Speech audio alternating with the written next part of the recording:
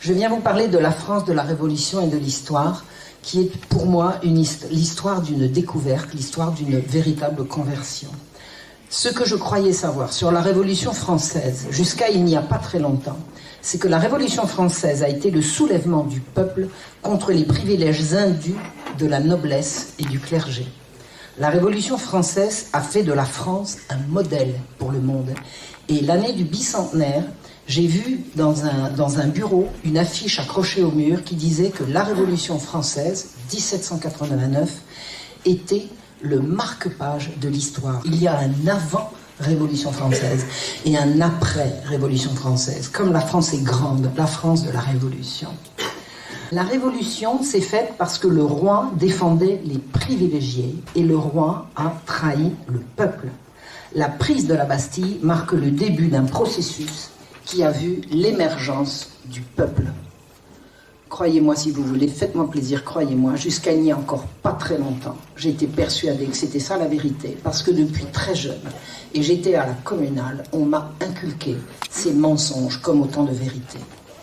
J'ai revisité l'histoire de France, j'ai revisité l'histoire du XVIIIe siècle, et bien évidemment, je suis arrivée à revisiter l'histoire de la Révolution.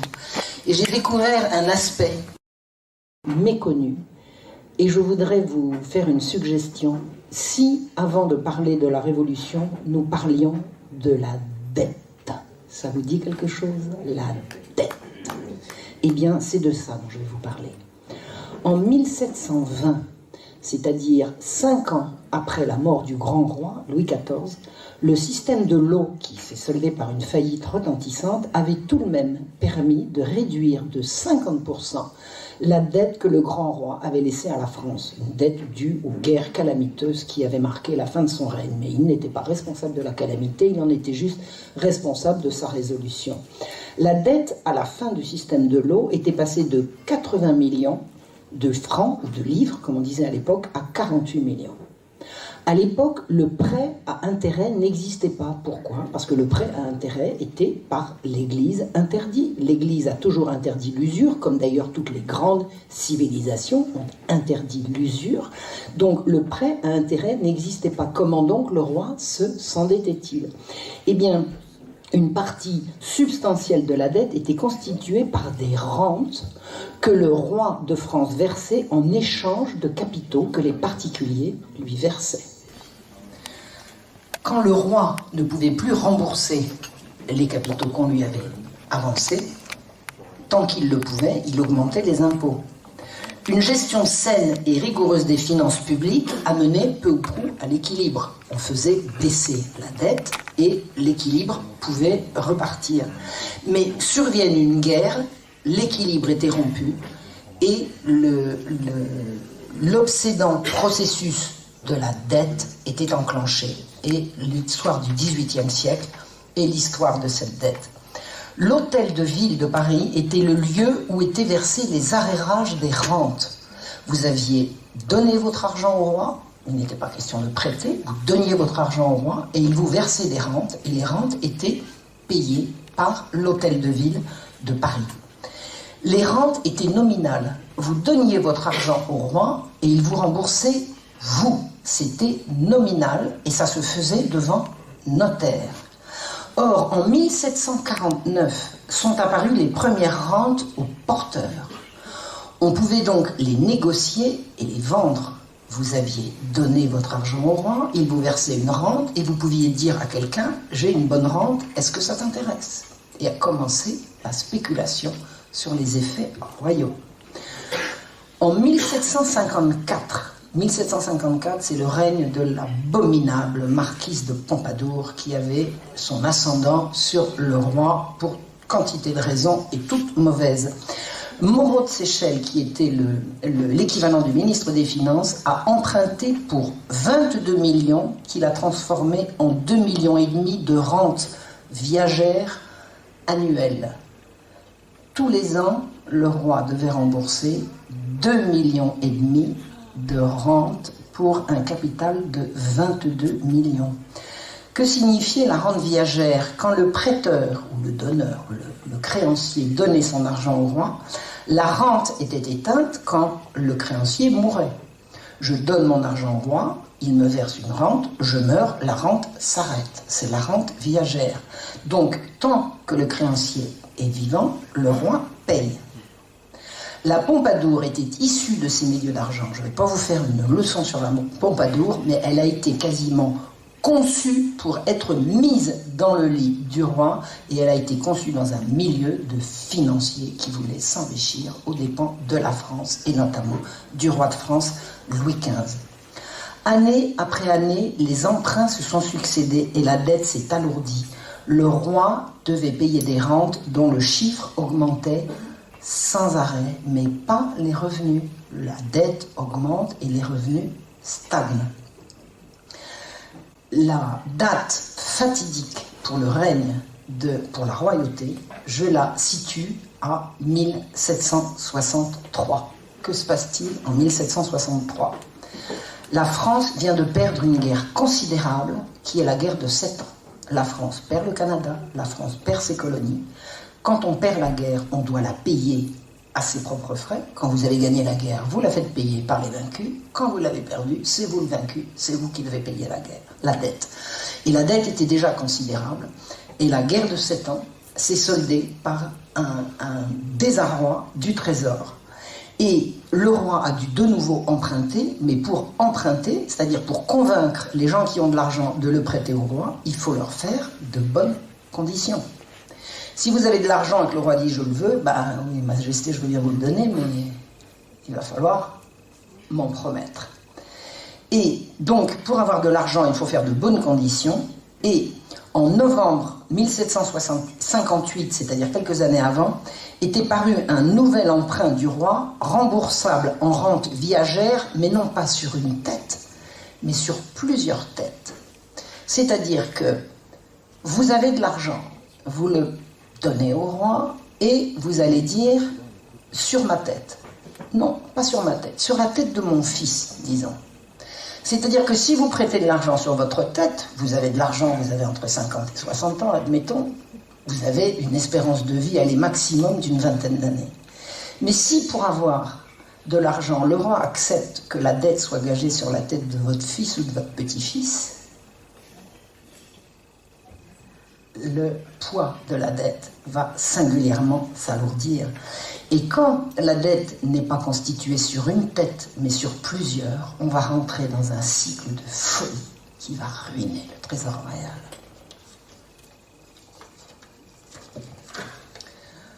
En 1759, je reviens quelques années avant la fin de la guerre de 7 ans, c'est-à-dire au milieu de la guerre de 7 ans, Étienne de Silhouette, le terme de Silhouette vient du nom de ce très fugitif contrôleur général de finances, avait calculé que le trésor royal devait sortir 100 millions de livres annuellement pour rembourser ses emprunts.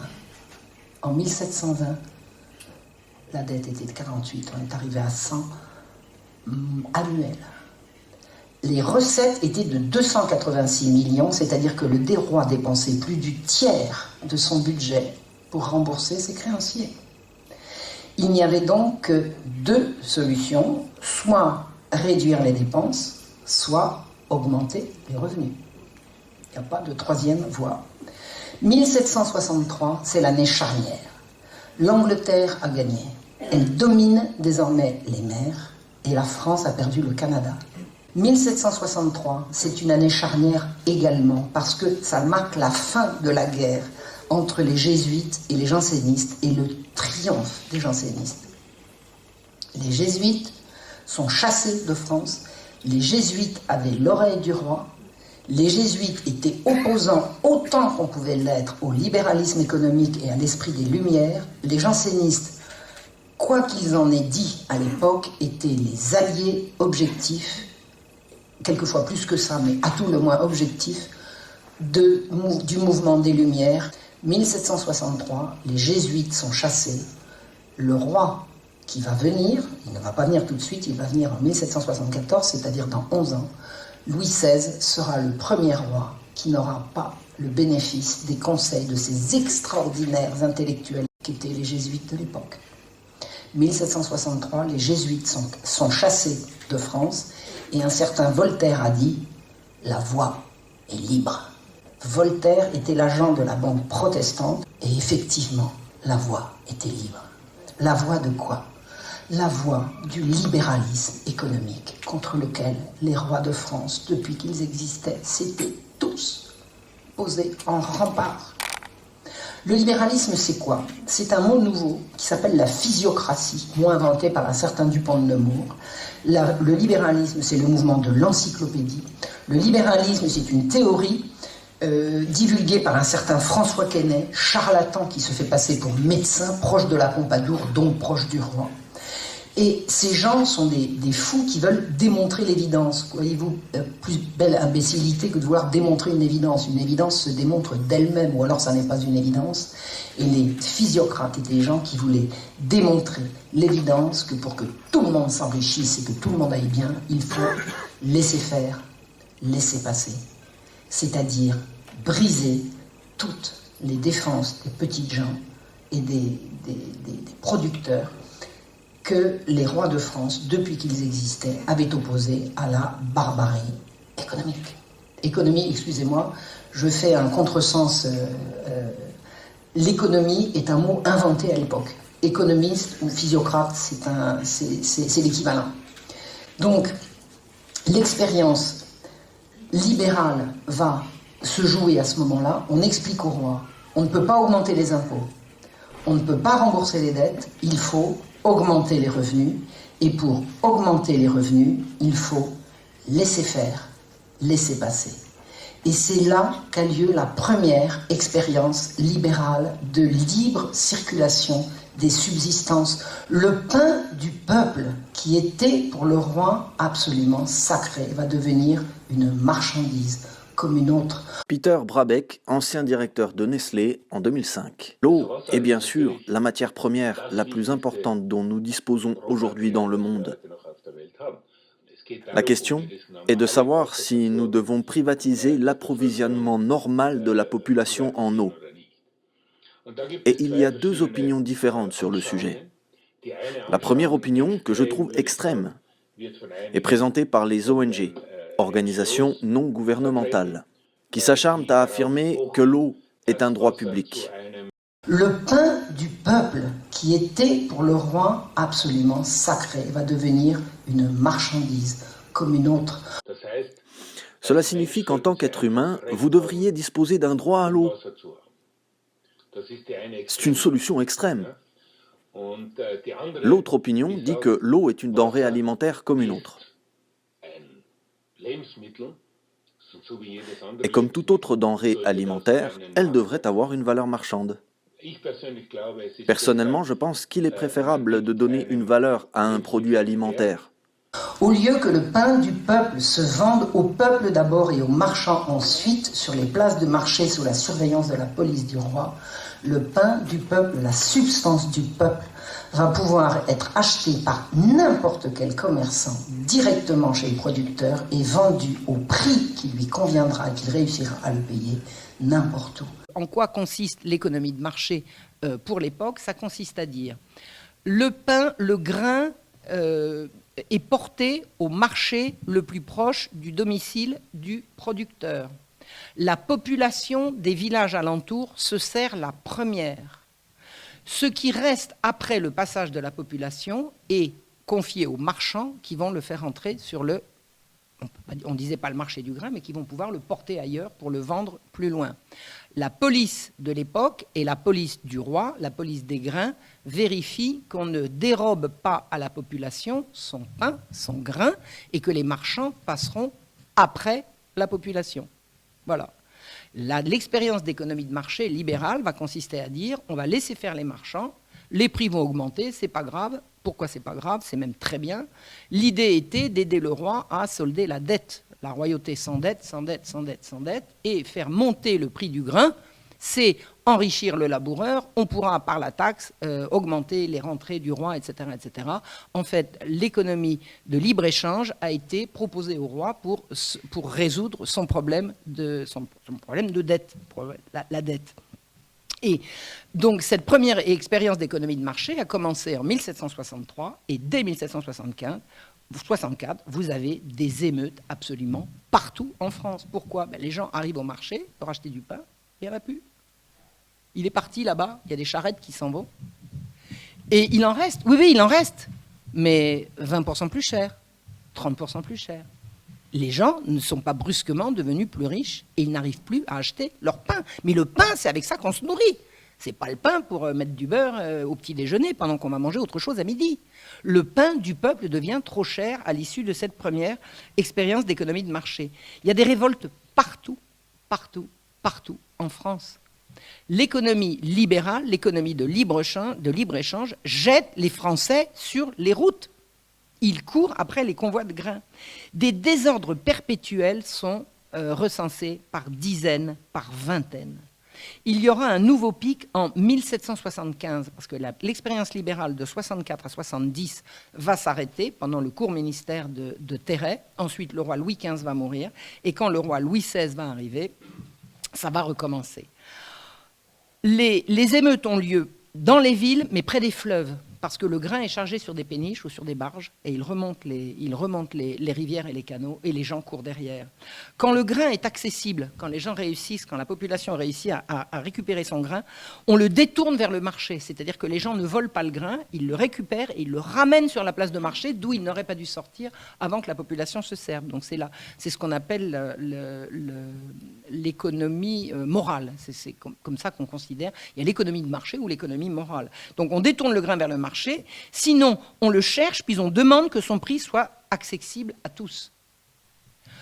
On peut non pas saisir le blé, mais dire, voilà, vous allez nous le vendre, là maintenant, on arrête le convoi, et vous allez nous le vendre au bon prix. Le bon prix, c'est ce qu'on appelle le prix taxé. Taxer un bien, c'est fixer un taux auquel on va le vendre.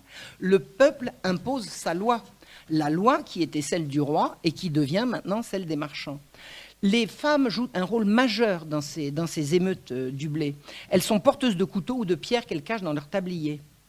En 1767, à Troyes, on arrête 60 émeutières. On fait un grand coup de filet. 60 femmes, 60 ménagères sont arrêtées.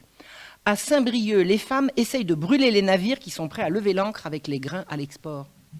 On enlève le grain au peuple qui ne peut plus se nourrir et on le met dans des bateaux et on va le vendre à l'étranger. Que vont manger les gens ? Mettons le feu aux bateaux. Sur toute la France, les femmes attaquent les lieutenants de police, elles arrêtent les convois, elles capturent les chariots, elles pillent, mais elles revendent à bon prix. C'est pas de la cruauté gratuite, c'est pas du vol. Elles récupèrent le grain pour le vendre à bon prix ou pour le ramener sur la place de marché. Il n'y a pas de pillage à proprement parler et il n'y a pas de violence au-delà de la nécessité d'atteindre ses buts. Il n'y a pas de violence contre les personnes. On court après le grain et on le récupère. À Troyes, une riche bourgeoise a dit que si elles n'ont pas de pain pour leurs enfants, elles n'ont qu'à les manger. Ah oui, ça tourne mal. Ça tourne mal. Eh bien, les femmes lancent une expédition punitive contre sa propriété et la dame regrettera amèrement de s'être moquée comme ça des ménagères qui n'arrivent plus à nourrir leurs enfants. En 1768, à Montereau, c'est entre Lyon et Paris, c'est dans la Seine-et-Marne actuelle, au milieu de la nuit, le tocsin prévient la population que le blé est en train d'être déménagé à la faveur de la nuit.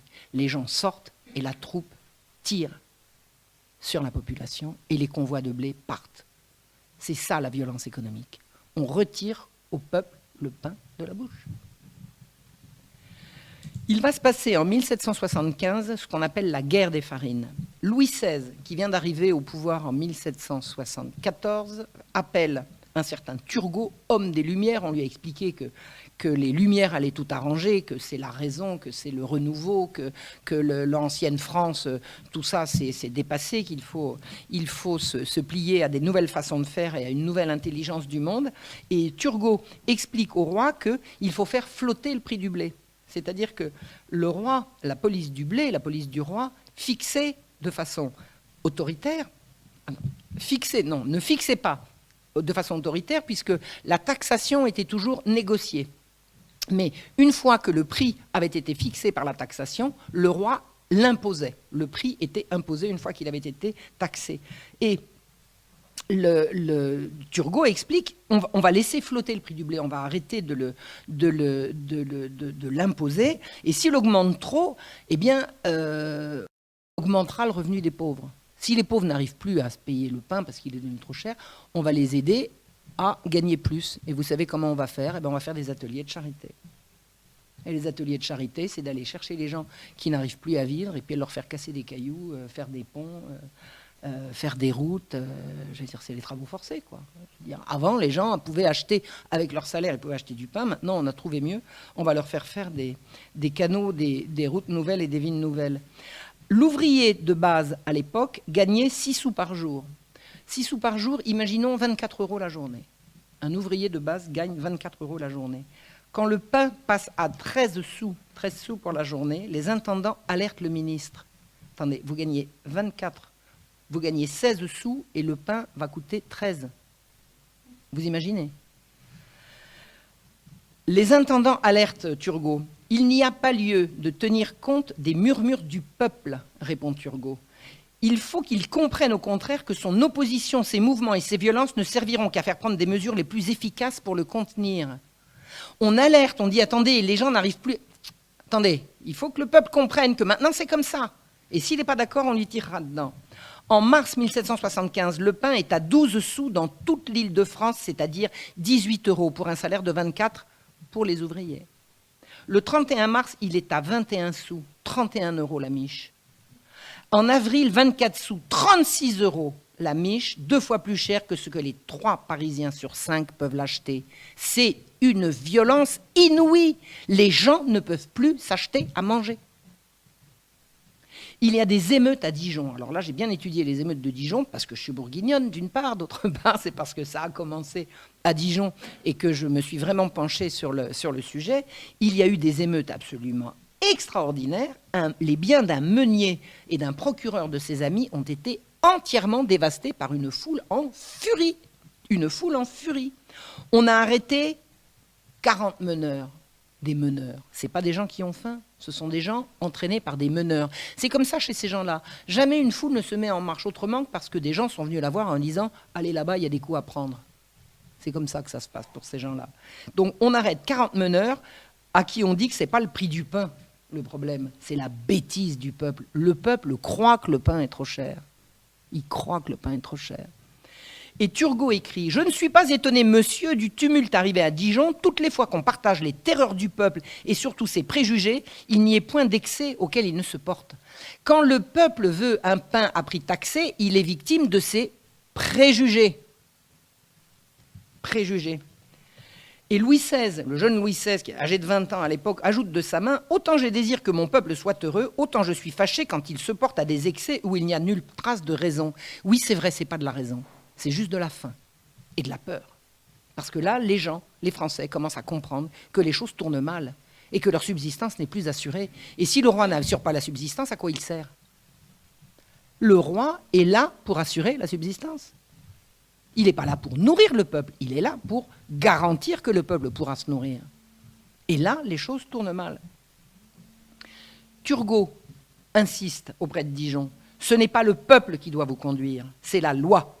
Et c'est vous qui, chargés de la police, devez régler, conduire et contenir le peuple et le plier à la soumission à la loi. C'est ça la violence économique. La France va se soulever d'un bout à l'autre du royaume. Reims, Tours, Metz, Montauban à partir du 20 avril. À Beaumont-sur-Oise, en région parisienne, le peuple taxe le blé et le vend et apporte le prix de vente au procureur. Pas de vol dans ces émeutes de la faim. De la faim. C'est pas encore la faim, hein, c'est la peur de la faim. C'est les émeutes de redistribution. Pontoise et Beauvais le 29 avril. Saint-Germain-en-Laye, Saint-Denis, Gonesse le 1er mai. Le 2, Versailles est attaqué. Et il y a une émeute sous les fenêtres de Louis XVI. Les gens crient du pain, du pain. Le 3 mai, l'émeute est arrivée à Paris. La révolte suit le cours de la Seine et des péniches chargées d'un blé qui est devenu maintenant plus cher que l'or. Chelles, Gagny, Choisy-le-Roi, Fontainebleau, Meaux, Corbeil, les émeutes sont partout. Il y a des débuts de pillage, les autorités locales sont complètement affolées. Le ministre dit qu'il faut faire arrêter les meneurs. C'est un complot, c'est un complot. C'est pas que les gens courent après le blé parce qu'ils ont faim, c'est un complot. Ce sont les ennemis des Lumières, vous savez, les obscurantistes, qui ont excité les gens, et les gens, ils sont comme ça, on les excite et ils y vont. J'ai entendu ça récemment, hein, à propos du Moyen-Orient, là. Les gens, ils vont sur la frontière parce qu'on les excite en leur disant d'y aller. Alors ils obéissent, ben voyons, bien sûr. Allez-y, il y a des coups à prendre. Le ministre veut faire arrêter les meneurs. Alors, et il donne... Alors, Turgot, il est contrôleur général des finances. Il est l'équivalent, disons, d'un ministre de l'économie et des finances. Et il se met à donner des ordres à l'armée et à la police. Non mais attendez, c'est quoi? C'est la dictature? Il n'y a plus un roi en France, là? C'est Turgot qui dirige? Turgot avait 2 fois et demi l'âge du roi. Il lui en imposait. Mais enfin, le roi restait le roi. C'est à lui de donner des ordres à la police ou à l'armée. Et non. Turgot prend ça sur lui. La violence d'État se banalise contre des revendications légitimes. Paris est en état d'insurrection. Le pillage généralisé de toutes les boulangeries a lieu sans aucune violence à la personne. On pille les boulangeries et on ne fait de mal à aucun marmiton. Voltaire invente un truc extraordinaire qui s'appelle la diatribe. Voltaire était à Ferney, c'est-à-dire au bord de Genève. Hein, on peut aller à pied de la maison de Voltaire à Ferney jusqu'en Suisse. Voltaire n'a pas bougé de Ferney et il raconte que ce sont des curés excités qui disent à la foule de saisir le blé pour le jeter à la rivière pour ne plus avoir faim. Vous imaginez? Vous imaginez? Voltaire raconte comme s'il y était que des curés véreux excitent la foule à jeter le blé à la rivière pour ne plus avoir faim. Alors, il y a bien sûr, comme toujours chez Voltaire, des soupçons, des lueurs de vérité. Les gens, effectivement, ont jeté du blé à la rivière parce qu'on prétendait leur faire manger du blé frelaté et moisi. Donc, prétendre que les gens de la guerre des farines jetaient le blé à la rivière, c'est laisser à croire que les Français couraient après leur nourriture et qu'ils la jetaient à l'eau. Ce que les Français jetaient à l'eau, c'était du blé frelaté, moisi, absolument immangeable. Turgot a fait arrêter 1000 personnes après l'émeute de Paris. Et il a fait pendre 2 émeutiers, l'un de 28 ans et l'un de 16 ans, qui en montant sur l'échafaud pleuraient, hurlaient, demandaient grâce, grâce, grâce. Ils ont été pendus derrière 2 rangées de soldats, tournés les uns vers la foule et les autres vers l'échafaud. La foule a attendu la grâce. Elle n'est pas venue. Et moi, j'ai ma petite idée sur la mort de Louis XVI dans quelques années. C'est ce jour-là qu'il a perdu la tête. Il a juste eu un sursis. Le roi a cessé, pour des raisons économiques, de défendre le pain du peuple. Turgot a voulu des exemples, il les a eus. Turgot a été renvoyé en 1976 pour d'autres raisons, pas uniquement pour ça, il s'était fait énormément d'ennemis. Alors quand vous lisez ça dans les livres, dans les revues historiques bien pensantes, Turgot a été renvoyé à cause de l'égoïsme des privilégiés, c'est ça. C'est l'égoïsme des privilégiés qui a fait renvoyer Turgot. Le roi a compris que ça ne pouvait pas continuer comme ça. Et les années ont passé, nous sommes en 1788. Qu'est-ce qui s'est passé en 1788? Le roi, c'est pas qu'il a plus d'argent, c'est qu'il a maintenant, il est à la tête d'une dette abyssale. On est revenu au problème précédent. Le roi n'a plus d'argent, il va être en cessation de paiement, il faut trouver de l'argent. Et là, on revient le voir en lui disant « Majesté, Majesté, l'économie libérale, l'économie de marché, c'est ça qui va vous rapporter de l'argent. Ça n'a pas marché la première fois, mais ça va marcher la seconde. » Le roi relibéralise le marché du grain en 1788, l'été 88. Ça vous dit quelque chose? Ensuite, il convoque les États généraux. Pourquoi il convoque les États généraux? Parce que pour augmenter les impôts, il faut faire appel aux États généraux. Les États généraux ne sont pas des assemblées qui élisent des députés pour faire la loi avec le roi, ce sont des assemblées qui répartissent l'impôt en fonction des différentes seigneuries qui couvrent le territoire. Vous avez les seigneuries normales, à la campagne, dirigées par des nobles, vous avez les seigneuries ecclésiastiques et vous avez les seigneuries urbaines. Le tiers-État représente les élus des seigneuries urbaines. Ce qui veut dire que la campagne, qui représente 90% de la population de la France, est représentée par la noblesse et le clergé, contrairement à ce qu'on vous racontera plus tard. Donc la fonction des États généraux est purement fiscale, mais à partir du moment où ils ont été convoqués, les gens se disent on va élire des députés, on va les charger de dire au roi ce qu'on pense de ce qui se passe. Dans les 4 mois qui précèdent la prise de la Bastille, on compte, mais parce qu'on peut les compter, On ne parle pas de celles qu'on n'a pas comptées. 300 émeutes en France. En Poitou, en Bretagne, en Touraine, en Orléanais, en Normandie, en Île-de-France, en Picardie, en Champagne, en Alsace, en Bourgogne, en Nivernais, Auvergne, Languedoc, Provence, du pain, du blé. La France est un pays qui peut exporter. Elle peut exporter. La France est un pays qui peut exporter si on retire le pain de la bouche aux Français. Les Français doivent se servir d'abord. Le blé s'en va. Les gens hurlent. Qu'est-ce que c'est que la Révolution française? C'est d'abord une série d'émeutes de gens qui courent après le blé qu'on leur arrache pour enrichir des marchands. Jusqu'à l'économie de marché, la police était là pour protéger le peuple contre les marchands. À partir de l'économie de marché, la police est là pour protéger les marchands contre le peuple. C'est le renversement du siècle. C'est ça qui va donner la Révolution. Le 28 mai, le Parlement de Rouen annonce que... Alors le Parlement, ce sont les juges. Les juges, il y a le Parlement de Paris qui couvre à peu près un tiers du royaume, et il y a les grands parlements. Il y a Rouen, il y a la Provence, il y a Toulouse, il y a Dijon, etc. Le Parlement de Rouen annonce des pillages de grains, de violentes et sanglantes mêlées où beaucoup d'hommes des deux côtés ont péri. Dans toute la province de Normandie, à Caen, à Saint-Lô, à Mortain, Granville, Évreux, Bernay, Ponteau-de-Mer, Elbeuf, Louviers et autres, les gens courent après le blé et les émeutes sont sanglantes. La violence monte absolument partout. Le 20 avril 1789, le commandant militaire des provinces du centre écrit « Je renouvelle à M. Necker ». Alors, qui est Necker? C'est lui qui a creusé la dette. Necker est un banquier protestant. Alors, les protestants ont des revanches à prendre sur le roi de France. C'est Louis XIV qui les a mis dehors et c'est Louis XVI qui ramène Necker, qui prend Necker, qui est non seulement étranger et qui est protestant et qui est banquier, c'est-à-dire que c'est le renversement de toutes les habitudes. Mais Voltaire a tellement bien fait de culpabiliser les catholiques avec l'affaire Calas qu'il paraît qu'on doit des réparations aux protestants et Louis XVI prend Necker. Necker dit « Majesté, vous n'avez pas d'argent. Que cela ne tienne, je vous en prête. » Vous en prête, puis quand on a bien prêté, on se fait rembourser, avec les intérêts en plus. Necker a contribué à creuser la dette du roi de façon abyssale. La dette était déjà importante, elle devient abyssale. Abyssale. Et donc c'est Necker qui est à ce moment-là le contrôleur général des finances et le commandant militaire du centre écrit « Je renouvelle à M. Necker le tableau de l'affreuse situation de la Touraine et de l'Orléanais. Chaque lettre que je reçois de ces deux provinces est le détail de 3 ou 4 émeutes à grande peine contenues par les troupes et la maréchaussée.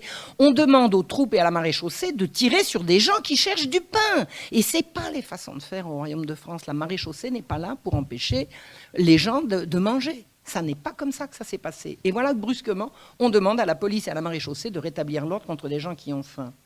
À Montlhéry, des femmes éventrent des sacs à coups de ciseaux. Le propriétaire ou le marchand est bousculé, renversé, la boutique est envahie, la denrée est emportée. C'était pas ça à la guerre des farines. Maintenant, ça devient ça. Maintenant, on moleste les propriétaires de ces grains.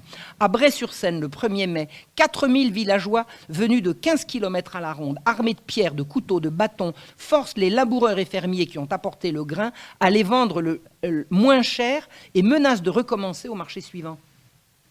Eh bien, au marché suivant, les fermiers ne viendront pas et la halle sera vide.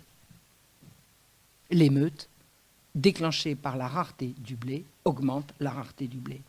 À Bagnols, en Languedoc, le 1er et le 2 avril, les paysans munis de bâtons et assemblés au son du tambour parcourent la ville en menaçant de tout mettre à feu et à sang si on ne leur donne pas du blé et de l'argent. Ils vont chercher du grain chez des particuliers et ils se le partagent à prix réduit avec promesse de le payer à la récolte prochaine. Mais ça, c'est des promesses. Et le paysan qui s'est fait rafler tout son blé, le paysan maintenant ne peut plus non plus faire son travail. On lui vole son blé. Les émeutiers forcent les consuls, ou les échevins si vous voulez, c'est-à-dire les autorités municipales, à mettre le pain à 2 sous la livre et à augmenter de 4 sous la journée de travail. Ce n'est plus le peuple qui obéit aux autorités, maintenant ce sont les autorités qui obéissent au peuple.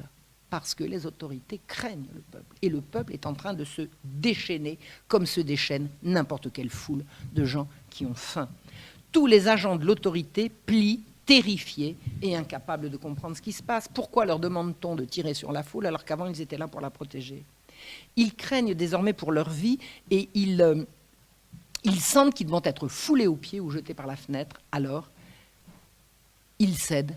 Dès qu'on leur demande quelque chose, ils cèdent absolument à tout. Et en plus, ils ont scrupule à verser le sang de gens affamés. Ça, la police du roi et la maréchaussée n'a jamais du temps des rois, ne s'est jamais comporté comme ça.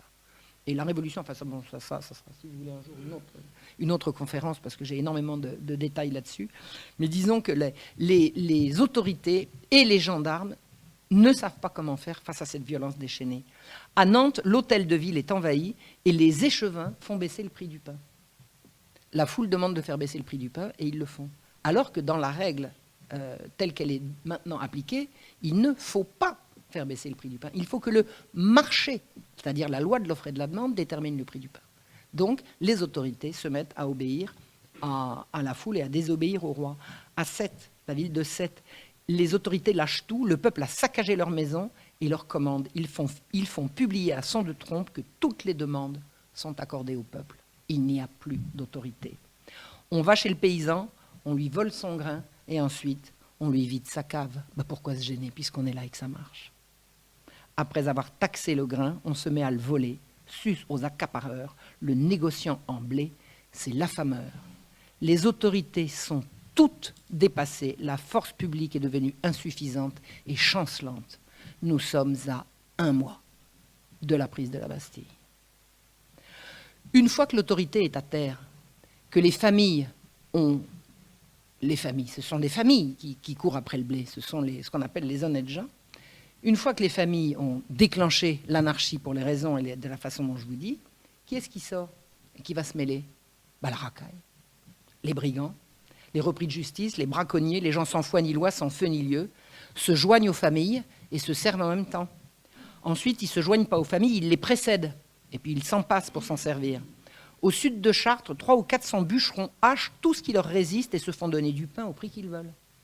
On a des haches et il n'y a plus d'autorité. Allons-y, on casse tout. Aux environs d'Étampes, c'est dans le sud de Paris, 15 bandits entrent la nuit dans les fermes et rançonnent le fermier en menaçant d'incendier sa ferme. Le fermier, il lâche tout. On pille les abbayes, les châteaux, les fermes, les voitures de blé. On part pour avoir du pain. Ensuite, on finit par des meurtres, des incendies. Et la sauvagerie qui se déchaîne ajoute ces violences illimitées à la révolte limitée du besoin. On a commencé par se révolter pour avoir du pain, on finit par se révolter pour tout casser dans les conditions les plus violentes possibles. La violence est partout, elle est incontrôlable. Et ça ne fait que commencer puisqu'on est à la veille de la Révolution. À Paris, 10 000 chômeurs sont occupés à des ateliers de charité. Vous savez ce que c'est que des chômeurs? Des chômeurs, ce sont d'anciens artisans qui ont perdu leur protection, la protection qu'étaient les corporations. 10 000 chômeurs sont occupés en ateliers de charité et le prix du pain flambe. Alors, vous avez des gens qui sont au chômage et qu'on occupe pour quelques sous, et d'un autre côté, le prix du pain flambe. Qu'est-ce que vous croyez qui va se passer? La libéralisation du prix du blé, du prix du pain se double d'un hiver atroce. Alors là, vraiment, le ciel était contre les Français. Les ouvriers, l'hiver a été absolument abominable. Donc, il y a de toute façon moins de blé, et de toute façon, il est à prix d'or. Et c'est l'époque où on se prépare aux États généraux, c'est-à-dire des élections ont lieu dans les quartiers pour élire des représentants aux États généraux. Eh bien, à Paris, les ouvriers parisiens ne seront pas représentés au tiers-État. Ils ne seront pas représentés. Les autorités locales, en général les marchands, les bourgeois, se sont arrangés pour que les ouvriers ne soient pas représentés. Les ouvriers sont totalement abandonnés du pouvoir. Les gardes françaises sont une unité armée de soldats recrutés dans le peuple. Ils se pavanent au Palais Royal, le domicile de Philippe d'Orléans. Qui est Philippe d'Orléans? Cousin du roi, petit-fils du régent, arrière, ou je ne sais pas combien, je ne sais pas compter les arrières comme ça. Petit-fils de Louis XIV, donc cousin du roi. Et il est grand maître de la franc-maçonnerie. Et au Palais Royal, qui est son domicile, qui est un palais en plein cœur de Paris, avec un grand jardin autour, au Palais Royal, il réunit ses partisans. Et ces partisans, on les appelle les patriotes. Les autres, ce n'est pas des patriotes. Les patriotes, ce sont les partisans du grand maître de la franc-maçonnerie, Philippe d'Orléans. Et les gardes françaises, qui sont, je vous dis, recrutés dans le peuple et très populaires, organisent une émeute pour aller libérer un des leurs qui a été mis en prison de façon abusive. Alors, d'après ce que je sais, c'était vraiment abusif. L'arrestation de cette garde française était vraiment abusive. Mais de là à, en tant que force armée, prendre la prison d'assaut, libérer le gars et aller se pavaner au Palais Royal, on peut dire que la sédition a gagné absolument partout. Le roi ne peut plus faire confiance aux gardes françaises. Le roi a compris. Le roi est à Versailles. Il a compris que les gardes françaises ne sont plus une force sur laquelle il peut compter pour amener l'ordre, puisque les gardes françaises sont avec Philippe d'Orléans. Donc le roi va faire appel à ces régiments étrangers. C'est pas nouveau. Il y avait le Royal Cravate, croate. Il y avait le Royal allemand, il y en avait d'autres. Et le roi fait appel à ces régiments, comme il a toujours fait, comme les rois ont toujours fait. Philippe d'Orléans, qu'est-ce qu'il fait? Il prépare un coup d'État pour renverser le roi et prendre sa place. Tout simplement. Que fait Philippe d'Orléans? Que fait le petit-fils du régent? Il organise chez lui, il est très riche, c'est une des plus grandes fortunes de France. Il est, alors le domaine d'Orléans, c'est gigantesque, hein, c'est toute la Beauce. Enfin bon, en plus de ça, lui est très très intéressé au prix du blé le plus cher possible. Il réunit le 9 juillet dans son domicile parisien 100 députés du tiers-État qui sont francs-maçons comme lui. Il fait, dans sa maison des Mousseaux, les Mousseaux c'est devenu Monceau à Paris, il fait une réunion de 100 députés du tiers-État, dont un certain Sieyès, qu'on retrouvera, Mirabeau, qu'on retrouvera, Necker, oui, le ministre fait partie du complot, Bailly, futur maire de Paris, Lafayette, etc., etc. Et il fait jurer à ces 100 personnes, sous la direction de Sieyès, je crois que c'est Sieyès qui a fait le... Oh non, je dis peut-être une bêtise, enfin l'un de ceux-là. Ils jurent tous de donner la régence du royaume à Philippe d'Orléans. Mais c'est une tentative de coup d'État, ça. On veut renverser le roi et le remplacer par son cousin. Donc on prépare le coup d'État, on est le 9 juillet, on est jeudi 9. On nomme à cette réunion les ennemis personnels du duc d'Orléans dont il faudra se débarrasser. Il y a le prévôt des marchands. Le prévôt des marchands, c'est l'équivalent à Paris du maire. Il s'appelle Flessel. Il y a l'intendant de Paris, Berthier de Sauvigny, un opposant de la première heure à la libéralisation du marché du grain, et Foulon, son gendre, et Durocher, le prévôt de la maréchaussée. On nomme ces gens-là comme ennemis personnels du régent. Retenez les noms, vous comprendrez ce qui va suivre.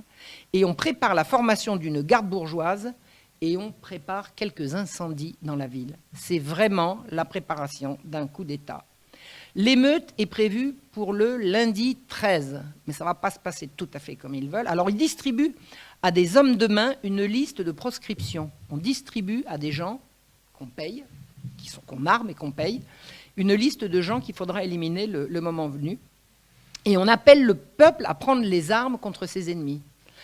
Le duc d'Orléans a les moyens d'envoyer au galop à travers tout Paris des gens pour dire aux gens il se passe des choses très graves, armez-vous, armez-vous. Et si vous voulez des armes, on vous en fournit.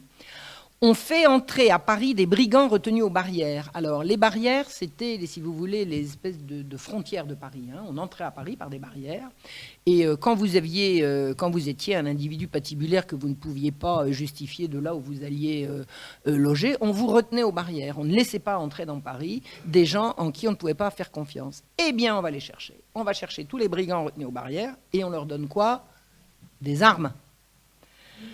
Et on distribue. Alors, ces brigands retenus aux barrières, on les fait attaquer des patrouilles du guet.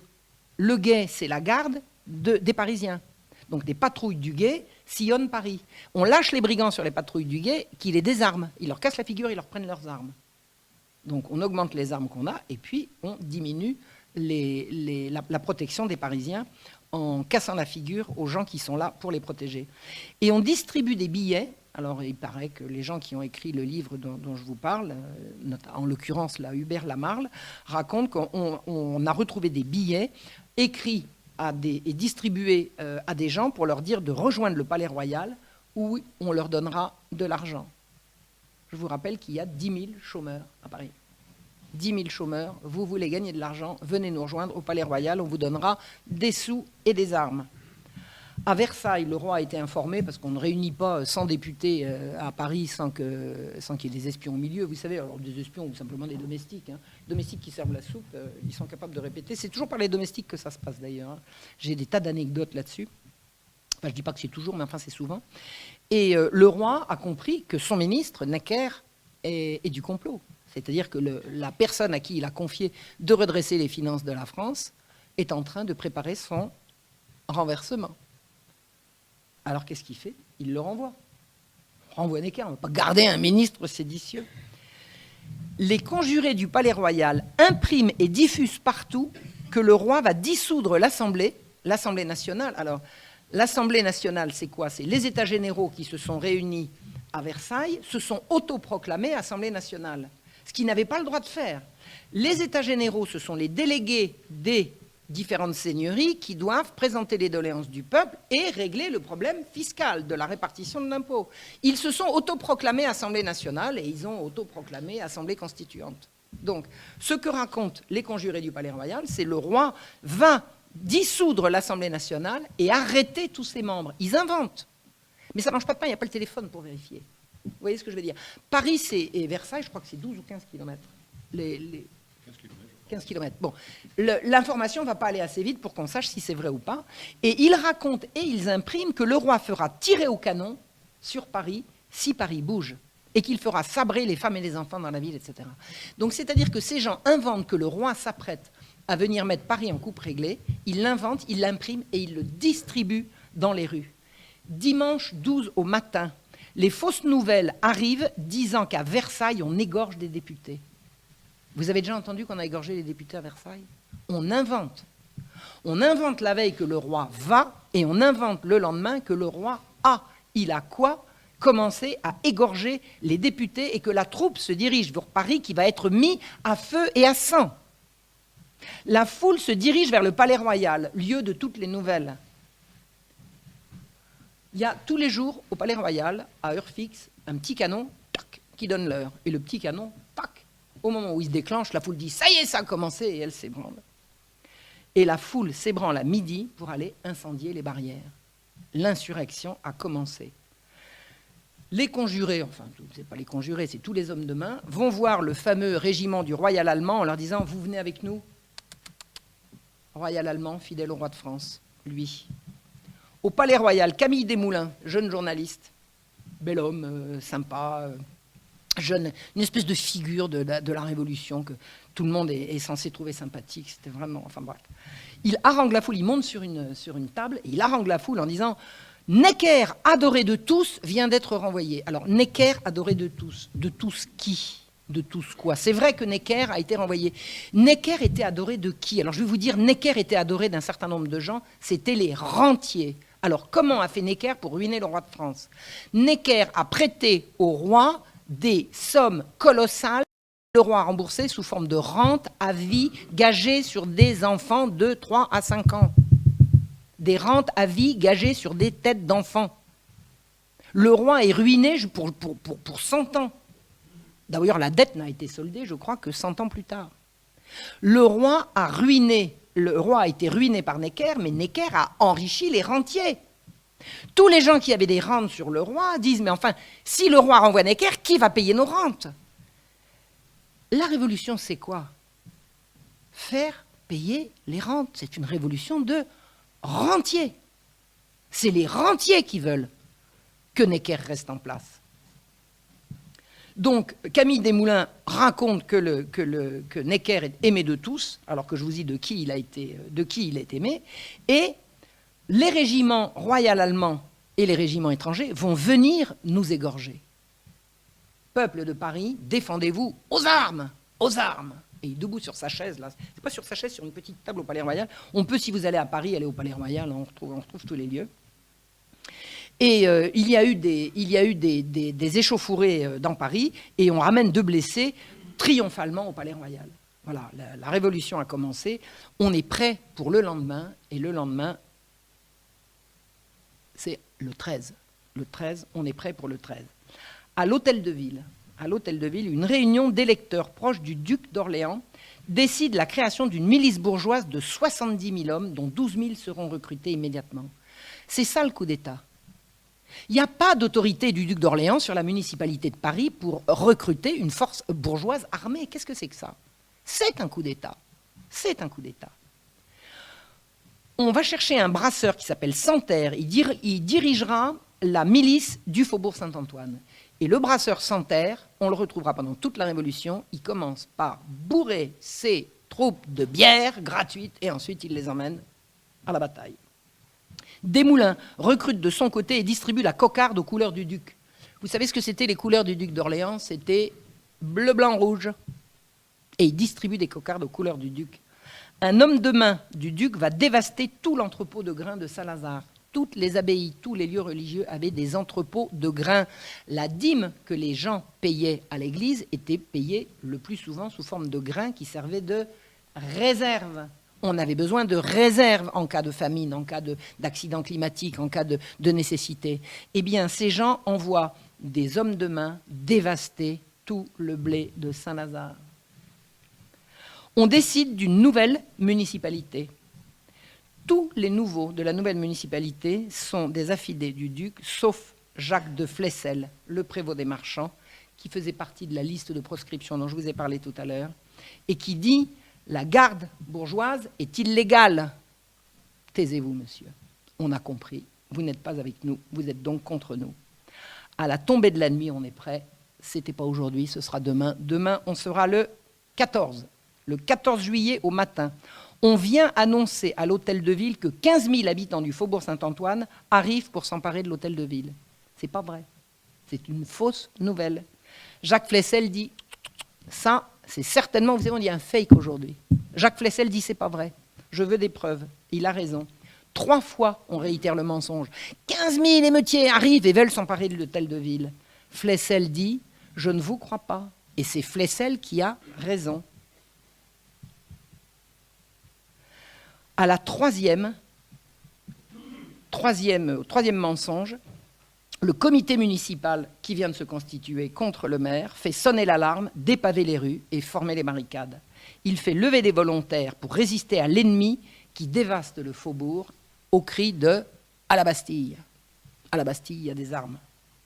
Une bande part aux Invalides réquisitionner des armes. L'Invalide, c'est le grand hôtel des Invalides, dans lequel il y avait des armes.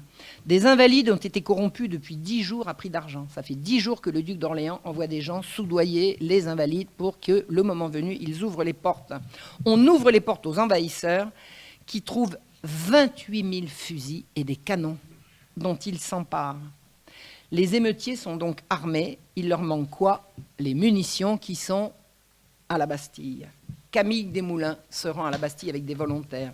La Bastille est tenue par des Invalides et 32 Suisses fidèles. Les Suisses ont été absolument fidèles à leur parole donnée et à la parole qu'ils avaient donnée au roi de France et à la France par conséquent. Et bien sûr, ils vont refuser de céder aux séditieux. 1000 hommes viennent réclamer des armes au gouverneur, le gouverneur Delaunay. Arrivent des gardes françaises, des ouvriers, des bourgeois, des prêtres. La foule se rue à la Bastille. 2 émissaires du duc d'Orléans viennent sommer les gouverneurs de se rendre. Et le gouverneur ne prend pas ses ordres du duc d'Orléans. La foule arbore un drapeau de la ville et entoure les soi-disant députés de la commune. C'est quoi les députés de la commune? La commune de Paris, je vous ai dit, c'est la nouvelle municipalité de Paris. Nous sommes les nouveaux députés de la commune. Attendez, qui les a élus? Ce sont des autoproclamés. C'est un coup de force. C'est un coup de force. À l'hôtel de ville, on accuse Flesselles d'avoir caché l'existence des armes aux Invalides. Alors, on lui met un coup de pistolet dans la tête. Et on en a fini avec cet opposant. De toute façon, il était sur la liste de proscription. Le roi venait de le convoquer à Versailles pour se concerter avec lui sur les problèmes de subsistance. Le roi avait compris, mais c'était trop tard. Il ne reste plus à Paris que le parti d'Orléans pour négocier avec le roi. Paris est perdu pour la royauté. Paris est tombé sous la coupe des séditieux. À la Bastille, la fusillade commence à 10h du matin. Elle va s'éterniser. Elle va durer jusqu'à 17h. Mais on tire sur des murs épais et il ne se passe rien. Vous pouvez tirer tout ce que vous voulez sur les murs de la Bastille. Ça fait juste des petits éclats dans les grosses pierres et il ne se passe rien. Sauf qu'un coup atteint par hasard un invalide. Le gouverneur, à qui on demande de faire retirer les canons qui sont en haut des embrasures, il accepte de reculer les canons. On lui fait jurer de ne pas tirer. Alors il jure. Monsieur Delaunay jure. Il invite à déjeuner une première députation et permet à envoyer de l'hôtel de ville de visiter toute la forteresse. On ouvre les portes, on dit vous êtes de l'hôtel de ville, venez voir, venez.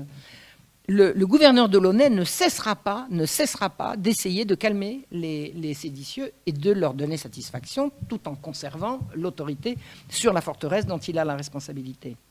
Il subit plusieurs décharges sans riposter et il laisse emporter le premier pont sans brûler une amorce. Il y a 2 ponts pour entrer à la Bastille, des ponts-levis, hein, c'est une forteresse. Et quand il tire enfin, c'est pour défendre le second pont et après avoir prévenu les assaillants qu'il allait faire feu. C'est-à-dire que le seul coup de feu que la Bastille a envoyé, c'est à la fin de la journée, après toutes ces attaques et après le forçage du 2e pont. Les témoins sont là pour dire « La Bastille n'a pas été prise de vive force, dira l'un des combattants. Elle s'est rendue avant même d'avoir été attaquée par capitulation sur la promesse qu'il ne serait fait de mal à personne. » La garnison était troublée à la vue d'une foule immense. Les gens venaient à la Bastille, il se passe des trucs à la Bastille, il y avait des femmes élégantes, des belles voitures, on regardait ce qui se passait. 800 ou 900 hommes seulement attaquaient la plupart des ouvriers ou des boutiquiers du faubourg, tailleurs, charrons, merciers, marchands de vin, mêlés à des gardes françaises. La Bastille a baissé le pont-levis et a introduit l'ennemi sur la promesse qu'il ne serait fait de mal à personne. Ça a été un massacre. À peine entrés, ils ont commencé par tout briser et les derniers venus fusillaient les premiers au hasard. Chacun tirait sans faire attention ni où ni sur qui les coups portaient. Ça a été une boucherie, une boucherie. La foule a épargné les Suisses qui avaient tiré sur elle et s'est acharnée sur les Invalides qui lui avaient ouvert la porte. Une foule en furie, dans la violence déchaînée, ne sait plus ce qu'elle fait. Il y aura en tout 100 de morts.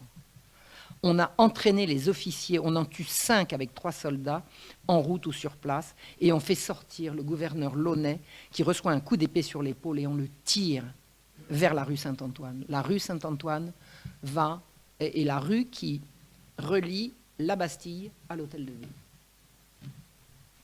La foule le bat, le martyrise, lui arrache les cheveux, le pince, le mord. On l'insulte. Arrivé à l'hôtel de ville, il est déjà presque mourant, il supplie qu'on l'achève. Et on continue de le battre et de l'humilier. On lui envoie des coups de pied et brusquement, il comprend comment il faut faire. Il se redresse, il se rue sur un de ses gardes qui le perce d'un coup de baïonnette. À ce moment-là, on le traîne dans le ruisseau, on continue de frapper son cadavre en criant « C'est un galeux, un monstre qui nous a trahis. La nation demande sa tête pour la montrer au public. » C'est qui la nation ? C'est qui la nation ? Ces gens-là vont maintenant parler au nom de la nation. Un garçon boucher sort de la foule et il s'exécute. Il coupe la tête de Delaunay, il la met sur une fourche à 3 branches et on arrive à l'hôtel de ville dans cet équipage où on trouve Flessel qui est mort depuis quelque temps. On lui coupe la tête et on la met à côté. On va exhiber au Palais Royal les têtes et puis au pied de la statue d'Henri IV, la statue d'Henri IV est sur la scène, où on lui fait en riant, où on lui dit en riant, en l'inclinant 3 fois, « Salut ton maître, salut ton maître, salut ton maître ».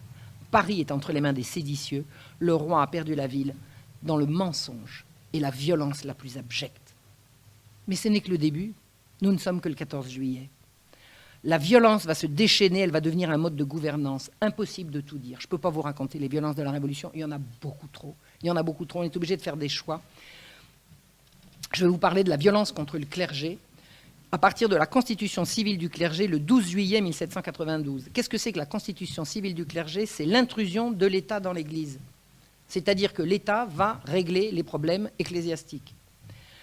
Il faut signer la constitution civile du clergé, sinon on est ce qu'on appelle un réfractaire. Alors on va aller voir des prêtres en leur disant « Vous êtes désormais non plus soumis à votre pape, mais vous êtes soumis à, c'est pas encore la République, mais vous êtes soumis à l'Assemblée, vous êtes soumis à la Constitution. » Et dans cette Constitution, on a constitutionnalisé quoi ? L'économie de marché. Et on demande aux prêtres de signer ça. Ils peuvent pas. Ils peuvent pas. L'Église ne peut pas se soumettre à ça, c'est pas possible.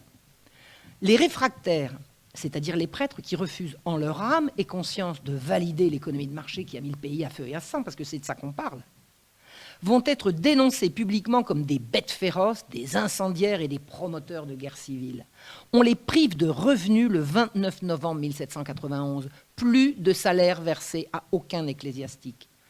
À Saint-Eustache, une grande église de Paris, des vociférations accueillent le curé, on lui porte un pistolet à la tête, il est saisi par les cheveux, il reçoit un coup de poing, il faut l'intervention des grenadiers pour qu'il arrive jusqu'à la sacristie. Dans l'église des Théatins, à Paris toujours, des furieux dispersent les prêtres, renversent l'autel et profanent tous les vases sacrés.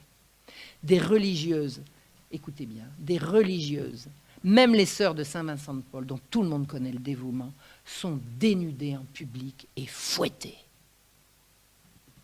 Des attentats à la pudeur se propagent de ville en ville contre des sœurs. On rentre dans des couvents, on sort les sœurs, on les dénude, on les viole et on s'amuse. On s'amuse. C'est la révolution. À Montpellier, 200 ou 300 bandits armés de gros bâtons ferrés meurtrissent les hommes et outragent les femmes. L'Assemblée les amnistie. Un témoin protestant raconte: partout où il surviendra du trouble pour les opinions religieuses, ce trouble fut-il suscité par des fustigateurs effrénés des vertueuses filles de charité, par des bandits armés de nerfs de bœuf qui à Nîmes, à Montpellier, ont insulté 6 mois durant à la pudeur et à la liberté, des prêtres non assermentés seront punis du bannissement, on les ravira à leurs familles dont ils partagent la subsistance, on les enverra errer dans les grands chemins, abandonnés à la pitié ou à la férocité publique, du moment qu'un scélérat excitera du trouble pour le leur imputer. 1792, l'argent ne rentre pas. Vous vous souvenez qu'on a fait la révolution pour faire rentrer de l'argent? Vous vous souvenez? L'argent ne rentre pas, la dette n'est pas soldée, il faut des responsables. Qui est responsable? Eh bien, ce sont les ennemis de l'intérieur. Et un banquier calviniste, un certain Clavière, Genevois lui aussi, il n'y a pas que Necker, il désigne les coupables. C'est la faute, certes aux fonctionnaires négligents, mais en fait aux émigrés, aux aristocrates, aux prêtres réfractaires. Les immigrés, c'est quoi? Les immigrés, ce sont les nobles qui sont en charge, parce que c'était leur rôle, de l'armée. Mais l'armée ne leur obéit plus. Ils prennent leurs petites affaires et ils vont se rassembler à l'étranger, dans l'espoir bien évidemment de revenir. Donc ils ne sont plus là, on va pouvoir prendre leurs biens et avec ça on va solder la dette. Au printemps 1792, Merlin de Thionville, alors Merlin de Thionville, tous les noms révolutionnaires avec de quelque chose, c'est pour les distinguer les uns des autres. Dupont de Nemours, il s'appelait Dupont, il était juste à 8 ans de Nemours. Merlin de Thionville demande la déportation des prêtres réfractaires si 20 citoyens actifs de leur canton en font la demande. Donc vous allez trouver 20 copains, vous dites allez, on va signer là, puis on va demander la déportation des prêtres réfractaires. On veut déporter, on a une liste de 70 000 prêtres réfractaires, et on va demander au roi de les déporter, parce qu'il faut que le roi signe, le roi est toujours là, le roi est complètement prisonnier, mais il est toujours là. Et on lui demande de faire installer 20 000 fédérés à la disposition des Jacobins aux portes de Paris. 20 000 fédérés, c'est 20 000 bourgeois de la garde qui obéira au duc d'Orléans. Le roi dit non, je ne peux pas signer ça. Eh bien, on va l'appeler Monsieur Veto. Et qu'est-ce qu'on va faire? Eh bien, en juin, on va investir. Alors, le roi est de retour il n'est plus à Versailles depuis octobre 1789, donc il est au Palais des Tuileries, en plein cœur de Paris. Le Palais des Tuileries, c'est... Vous voyez la pyramide du Louvre? Eh bien, la pyramide du Louvre, c'est là. C'est là. Le château n'existe plus, le palais n'existe plus. C'était le grand palais qui reliait les deux. Le Louvre fait un grand U. Et le palais des Tuileries, c'était la partie qui reliait, qui fermait le U, voilà, en carré. Donc, le roi est au château des Tuileries, et parce qu'il a refusé de signer l'arrêt de déportation des prêtres réfractaires et l'installation de 20 000 fédérés, l'émeute vient le chercher à l'intérieur des Tuileries. Et c'est pas encore une tuerie, ça viendra, mais 10 000 manifestants conduits par le fameux Santerre investissent les Tuileries pour imposer la volonté des clubs. Qui dirige ce pays? Qui dirige la France? Le 10 août 1792, c'est l'assaut. La monarchie est tombée. La dictature de la Commune de Paris commence. La dictature de Paris, la Commune de Paris, née du 14 juillet 89, va être remplacée le 10 août 92 par Marat, Robespierre et toute la clique, et toute la bande. Le 10 août au matin, ils ont pris le château des Tuileries. Des atrocités épouvantables ont eu lieu dans le palais des Tuileries. Abominables. On a mangé de la chair humaine et bu du sang humain.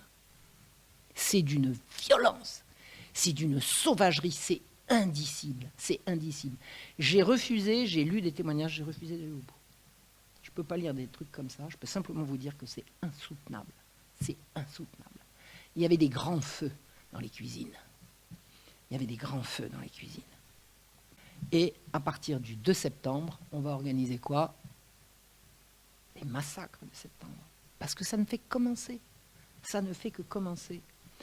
Qu'est-ce qu'on sait de ce qui s'est passé au massacre de septembre? Moi, j'ai toujours entendu dire, et même encore quand j'étais à la fac, j'ai toujours entendu dire que les massacres de septembre, c'est la population qui, effrayée à l'idée d'être envahie par le duc de Brunswick et les armées étrangères, s'en est pris à une troisième colonne, une cinquième colonne, je vais dire, qui était dans les prisons.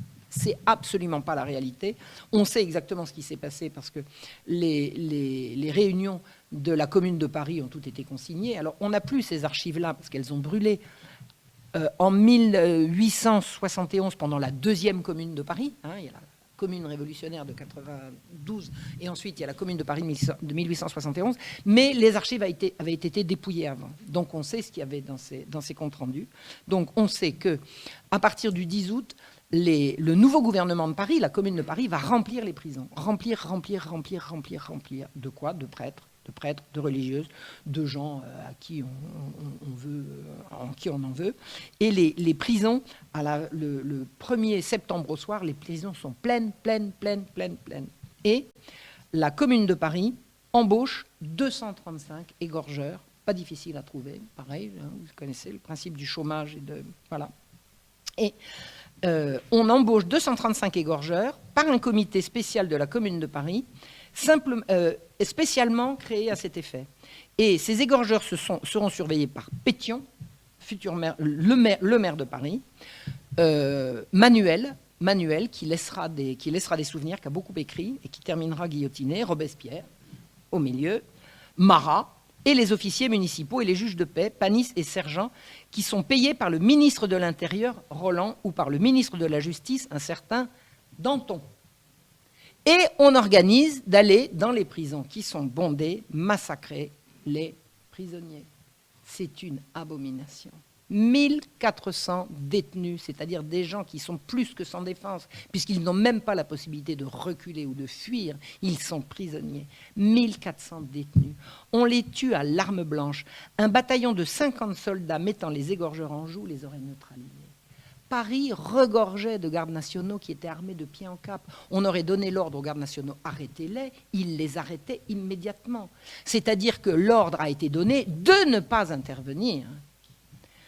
On a les noms des massacreurs et on a même leur signature sur les quittances qu'ils ont signées en échange de leur salaire. La justification de ces massacres, c'était que les prisonniers étaient prêts à égorger les patriotes. C'est ça, du fond de leur prison, ils étaient prêts à aller égorger des patriotes, donc on les a égorgés en prévision, c'est ça, en égorgement préventif. Or, qu'est-ce que c'était que ces prisonniers? Des prêtres réfractaires? Des soldats suisses rescapés du 10 août? Les soldats suisses qui n'ont pas été tués pendant l'assaut du 10 août ont été mis en prison, comme ça on a pu les égorger et on a pu les achever. Des galériens, on est allé dans la prison où il y avait des galériens, parce que les galères n'existaient plus en tant que telles. Quand on était condamné aux galères, on allait en prison. Voilà. Les galères ont cessé d'exister dans le courant du XVIIIe siècle, donc la peine la condamnation aux galères existait sans que les galères existent, donc vous aviez des galériens qui étaient en prison. Eh ben on les massacre, puisqu'ils sont en prison. Ils allaient forcément attenter à la sécurité des Parisiens. Et on leur vole leur pécule. On vole 173 livres pour 75 hommes et on les vole. Ben oui, ces gens ont faim, qu'est-ce que vous voulez? On va à la Salpêtrière. La Salpêtrière, c'est l'hôpital général. Qu'est-ce qu'il y a à la Salpêtrière? Ben, il y a les pauvres et puis il y a également les correctionnaires. Et dans les correctionnaires, il y a quoi? Il y a des filles de joie, puis il y a des petites voleuses. Eh ben on les massacre. Elles allaient forcément attenter à la sécurité de l'État, sûrement. Les prisonniers arrêtés pour des petits délits correctionnels et emprisonnés à Bicêtre vont également être massacrés, ainsi qu'une trentaine d'enfants et d'adolescents de 12 à 17 ans, pour la plupart, qui étaient des colporteurs de journaux. On en a fait un tas. 30 enfants ont été massacrés. Et j'ai lu un témoignage d'un des tueurs qui disait « C'est dur la vie à cet âge-là, ça résiste. Qu'est-ce que c'était dur de tuer les enfants ?» Et vous savez ce qu'ils ont fait à la Salpêtrière? Ils sont rentrés dans le dortoir des petites filles. Et à votre avis, ils les ont violées toute la nuit. Le sang de 1500 personnes, ça représente une masse de 7000 litres de sang. J'ai fait le calcul. Ce sang se répandait dans les rues. J'ai bientôt fini. Le sang se répandait dans les rues. On a promené des têtes au bout des pics dans les rues. On a mangé de la chair humaine et bu du sang humain. On a violé, outragé, dépecé vivants, mutilé, tué de mort lente. Heureux qui tombaient sous le premier coup. Les prisonniers qui voyaient comment mouraient les autres essayaient de prendre la position qui leur permettrait de mourir le plus vite possible. Tous les révolutionnaires ont minimisé d'abord et ensuite justifié les massacres. Lyon, qu'est-il arrivé à Lyon? Lors du procès du roi, les Chaliers, ce sont les partisans du fameux Chalier, Joseph Chalier, ami du ministre. Les Chaliers tentent de faire signer par la force une pétition en faveur de l'exécution du roi. Mais les Lyonnais résistent. Les Lyonnais, qui à l'origine sont pour la Révolution, ne veulent pas de ces violences. Ils disent non. Les Lyonnais vont résister. Les Chaliers vont rester au pouvoir pendant 80 jours. Ils vont s'appuyer sur les Jacobins lyonnais, les Jacobins, c'est-à-dire la franc-maçonnerie, c'est le Grand Orient que ça s'appelle. Et ils ont comme programme la répression de tous les opposants et la constitution d'une armée révolutionnaire payée par l'imposition sur les riches. C'est quoi l'imposition sur les riches? Tous ceux qui sont au-dessus du plus bas niveau, on leur pique tout ce qu'ils ont. Et on aligne tout le monde vers le bas.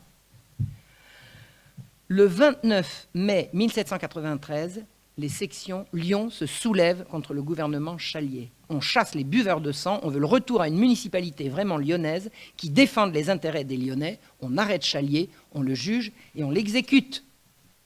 Les Lyonnais reprennent le pouvoir. Eh bien, que décide la Convention? De raser Lyon de la carte. On va raser Lyon de la carte. Kellermann assiège Lyon le 7 août et le 22, il la bombarde. Une ville assiégée de tous côtés, bombardée nuit et jour.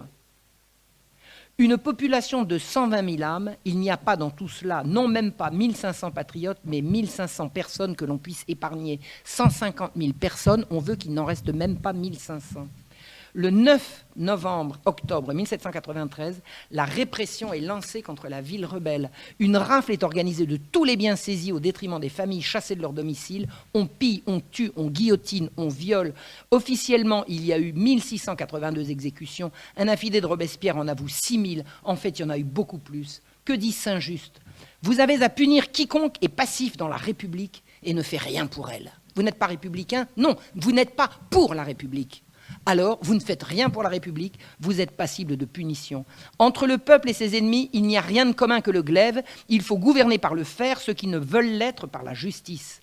La République ne sera fondée que le jour où les sans-culottes, seuls représentants de la nation, seuls citoyens, régneront par droit de conquête. Alors maintenant, il faut que ça soit dit, c'est ça la République, hein, d'accord? C'est ça la République.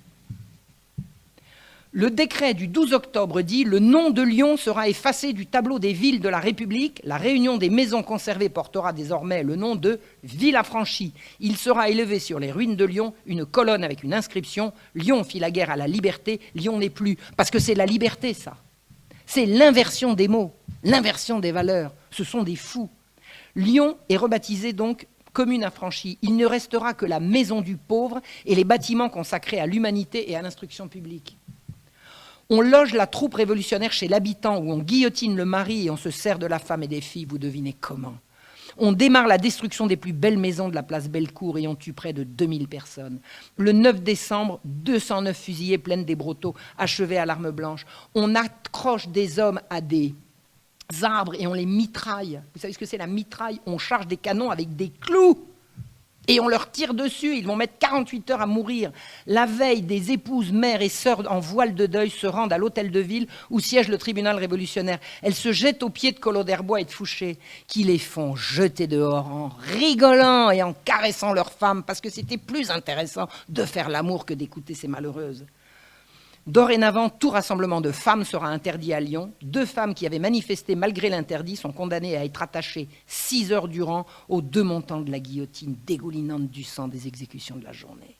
On comptera en tout 17 000 exécutions, dont des enfants de 4 à 7 ans et un chien. Et on entendra un perroquet comme témoin. Lyon est passé de 150 000 habitants à 80 000. Aux exécutés s'ajoutent les victimes du siège et le massacre de ceux qui n'ont pas pu sortir, ceux qui ont pu sortir, ceux qui réussissent à sortir de Lyon, on les attend sur les chemins et on les massacre au bout du chemin. Je vais m'arrêter là. La suite, c'est encore pire. La suite, il faut lire Rénal Séchère. C'est la Vendée. C'est le populicide vendéen. Génocide, à l'époque, on disait populicide. Génocide, c'est connoté, c'est quelque chose de précis. C'est le populicide vendéen. La Vendée s'est levée contre la République. Elle doit être exterminée. Exterminée, jusqu'au dernier. C'est Gracchus Babeuf, qui était pourtant un admirateur de Robespierre, qui a le mieux témoigné sur ce qui s'est passé en Vendée. C'est lui qui dit populicide. C'est le massacre systématique d'une population par une soldatesque encouragée à commettre le pire contre les plus faibles des armées. Les mots manquent: noyade, tannerie de peau humaine, graisse humaine récupérée. Un exemple illustre l'état d'esprit, et ça sera le dernier, je vais en arrêter là. Le 13 octobre 1793, Merlin de Thionville, représentant aux missions, c'est-à-dire envoyé par la Convention en Vendée, écrit au comité de salut public peu après le passage de la Loire par l'armée vendéenne. Vous avez peut-être entendu parler de ce qu'on appelle la virée de Galerne. Les Vendéens passent la Loire, passent au nord de la Loire, et c'est une virée qui va durer plusieurs mois, qui va se terminer de façon absolument dramatique. Et avant de passer la Loire, un de leurs chefs est mourant. Écoutez comment Merlin de Thionville raconte l'histoire. « J'arrive trop tard pour noyer les brigands. » Alors, brigands, évidemment. Hein. Cette armée du pape qui nous avait fait tant de mal et que l'on n'a pas poursuivie avec une activité assez révolutionnaire nous échappe encore. Mais elle n'a plus de chef. Lescure agonise, Delbé est blessé à mort et Bonchamp n'a plus que quelques heures à vivre. Bonchamp, c'est lui, le général catholique vendéen, qui n'a plus que quelques heures à vivre. Ces lâches ennemis de la nation ont, à ce qui se dit ici, épargné plus de 4000 des nôtres qu'ils tenaient prisonniers. Bonchamp, avant de mourir, a dit à ses troupes: « Vous avez là 4000 prisonniers. Je vous demande, je vais mourir, je vous demande de les libérer, de leur faire grâce, sous la promesse qu'ils ne se retourneront plus contre nous. » Comme il était mourant, les Vendéens ont tenu sa promesse et ils ont libéré les 4000 prisonniers qui ont fait la promesse en question, et certains s'en sont souvenus le moment venu. Donc ce que dit Merlin de Thionville, le fait est vrai, car je le tiens de plusieurs d'entre eux. Quelques-uns se sont laissés toucher par ce fait d'incroyable hypocrisie. Je les ai pérorés et ils ont bien compris qu'ils ne devaient aucune reconnaissance aux brigands. Mais comme la nation n'est pas encore à la hauteur de nos sentiments patriotiques, vous agirez sagement en ne soufflant pas mot sur une pareille indignité. Des hommes libres acceptant la vie de la main des esclaves, ce n'est pas révolutionnaire. Il faut donc ensevelir dans l'oubli cette malheureuse action, n'en parler même pas à la Convention. Les brigands n'ont pas le temps d'écrire ou de faire écrire les journaux, cela s'oubliera comme tant d'autres choses. Et le 26 octobre 1793 paraît un nouveau décret. Toute ville de la République qui recevra dans son sein les brigands ou qui leur donnera des secours sera punie comme ville rebelle. En conséquence, elle sera rasée et les biens de ses habitants seront confisqués au profit de la République. Pour la suite de ces atrocités, je vous suggère de lire Rénal Sécher, parce que c'est lui qui a fait le boulot et qu'il est absolument accessible et il a fait un travail absolument remarquable. Le génocide vendéen, puisqu'on dit génocide, mais j'aime bien dire populicide également, a été déclenché non pas pendant le soulèvement des Vendéens contre la République, mais après leur reddition. C'est-à-dire, c'est au moment où les Vendéens ont rendu les armes que le génocide a commencé, village par village, rue par rue, hameau par hameau, dans les conditions les plus abominables. Je laisse votre imagination supposer ce que ça implique. Une soldatesque déchaînée à qui on dit tout est permis, entraînés les uns par les autres. C'est ce qu'on appelle les colonnes infernales de Turreau. Turreau qui a, paraît-il, sa statue sur l'Arc de Triomphe, je crois. Voilà. Donc, l'expérience libérale va se jouer à ce moment-là. On explique au roi, on ne peut pas augmenter les impôts, on ne peut pas rembourser les dettes, il faut augmenter les revenus. Et pour augmenter les revenus, il faut laisser faire, laisser passer. Et c'est là qu'a lieu la première expérience libérale de libre circulation des subsistances. Le pain du peuple, qui était pour le roi absolument sacré, va devenir une marchandise comme une autre. Le pain du peuple, qui était pour le roi absolument sacré, va devenir une marchandise comme une autre. Nous devons privatiser l'approvisionnement normal de la population en eau. Les ONG, organisations non gouvernementales, s'acharnent à affirmer que l'eau est un droit public.